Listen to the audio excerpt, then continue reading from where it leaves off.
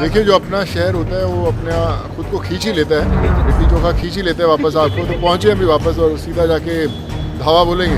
बोला पटना अपनी मिट्टी है, और जो अगली फिल्म भी मैं कर रहा हूँ वो भी बिहार पर ही आधारित है। तो बिहारियों का नारा होता है ना कि एक बिहारी 100 पे भारी, तो वो अभी चुनावों में भी करके जरूर दिखाएं। बिहार चुनाव अपने दहलीज पर है और कहीं न कहीं जिस बात का इंतजार था वो अब कहीं न कहीं एक तरीके से एक आधा हिस्सा तो पूरा हो ही गया। एनडीए में सीट बंटवारा का सब कुछ फाइनल हो गया, सारी चीजें निकल कर सामने आ गई, लेकिन अभी भी महागठबंधन में पेच फंसा हुआ है। क्या कुछ कैसे होगा, इस पे अभी थोड़ा-सा वक्त जरूर लगेगा, क्योंकि कांग्रेस के बड़े नेता और साथ-साथ मुकेश सहनी दिल्ली रवाना हुए, लेकिन उसके ठीक कुछ देर पहले एनडीए में सीट बंटवारा फाइनल हो गया।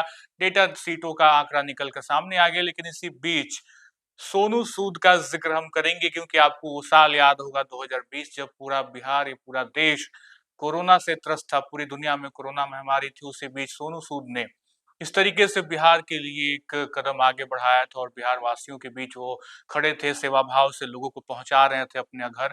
सिर्फ बिहार की ना बात कर ले तो पूरे देश में उनका एक अलग तरीके से कैंप चल रहा था।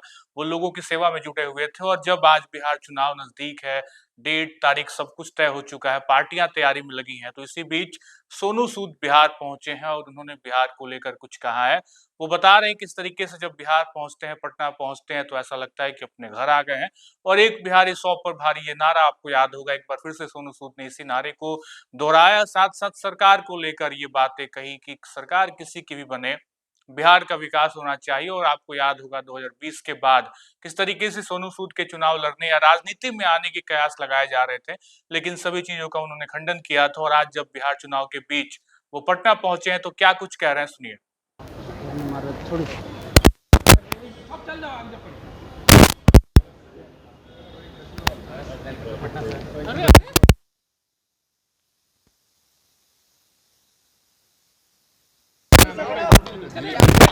ये रास्ता तो नहीं रोक रहे हम लोग, थोड़ा आ जाए।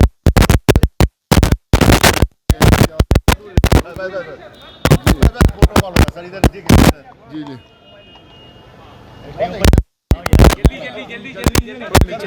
पिछले 30 दिनों में पटना में आपका ये दूसरा दौरा है सर।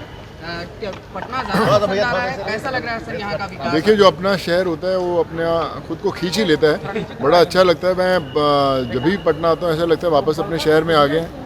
लिट्टी चोखा खींच ही लेते हैं वापस आपको। तो पहुँचे हम भी वापस और सीधा जाके धावा बोलेंगे। सर कुछ आपका स्पेशल यहाँ पे इवेंट स्टार्ट होने वाला है या कुछ स्टार्ट करने वाले हैं पटना में? देखिए, इवेंट भी होने वाला है, स्टार्ट भी करने वाले हैं। और जैसे मैंने बोला पटना अपनी मिट्टी है, और जो अगली फिल्म भी मैं कर रहा हूँ वो भी बिहार पर ही आधारित है। तो बिहार के साथ एक अलग नाता जुड़ा हुआ है। तो अगली फिल्म भी बनाएंगे, वो भी बिहार की दुनिया ही है। सर बिहार में विधानसभा चुनाव है। जी, बस मैं वही विश करूँगा, जीते जो भी, बस बिहार को और बढ़िया बनाए।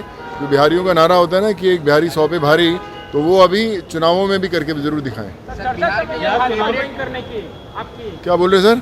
भाजपा ज्वाइन करने की चर्चा चल रही है। नहीं सर, मैं बस आपको ज्वाइन कर रहा हूँ और किसी को नहीं सर। बिहार में आपका फेवरेट पॉलिटिकल लीडर कौन है सर बिहार में? देखिए, मुझे लगता है हर एक आम आदमी सबसे बड़ा लीडर है जो देश को बनाता है।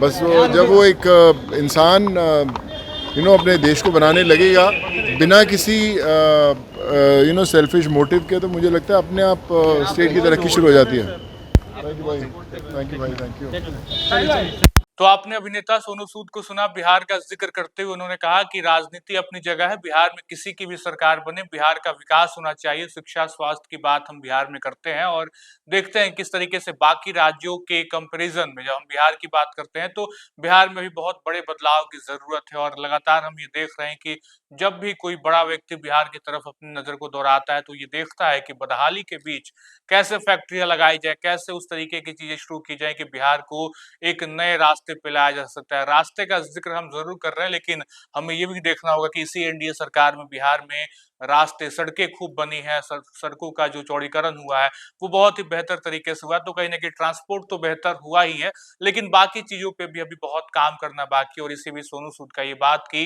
विकास होना चाहिए, चाहे सरकार किसी की भी बने, और एक बिहारी 100 पर भारी है। अब ये देखना होगा इस बार बिहार में किसकी सरकार बनती है और सोनू सूद इस बार तो बिहार चुनाव से काफी दूर रहे, लेकिन बिहार चुनाव के बीच ही वो पटना पहुंचे। लेकिन अगले विधानसभा चुनाव तक क्या, अगले लोकसभा चुनाव तक क्या सोनू सूद चुनाव की तरफ अपने रुझान को दिखाएंगे, क्या चुनाव लड़ेंगे या राजनीति उन्हें भाती है, देखना होगा। फिलहाल इस वीडियो में इतना ही। आप बने रहे लाइव सिटीज के साथ।